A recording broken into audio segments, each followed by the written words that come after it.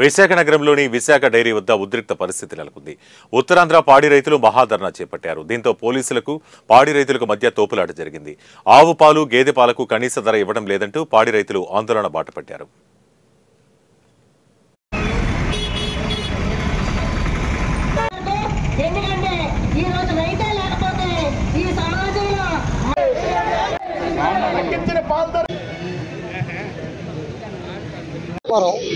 అనకాపల్లి జిల్లా పాల రైతుల సంఘం గౌరవాధ్యక్షుడిని.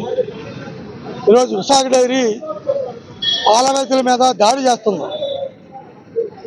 ఈరోజు అన్ని రకాల రేట్లు పెరిగాయి. ఈరోజు ఫీడ్ రేట్లు పెరిగాయి, ఎరువుల రేట్లు పెరిగాయి.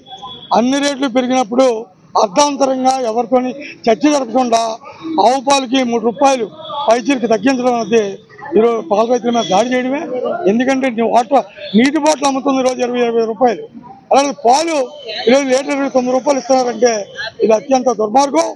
అది ఇప్పటికే వ్యవసాయ రంగం గిట్టుబాటు కాక, ఏ పంటలకు కూడా గిట్టుబాటు ధర లేక, సోమనాథన్ కంపెనీలు చెప్పాల్సిన అమలు జరపక ఈరోజు రైతాంగం పెద్ద ఎత్తున పాల సైడ్ డైవర్ట్ అయ్యారు.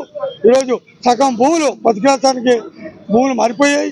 ఇలాంటి సందర్భంలో మరి విశాఖ డైరీ ఈరోజు సహకార రంగంలో ఉన్న ఈ డైరీ తగ్గిస్తే ఈ రాష్ట్రంలో అన్ని డైరీలు తగ్గిస్తాయి. ఈరోజు సంఘం డైరీలు తగ్గిస్తే అన్ని డైరీలు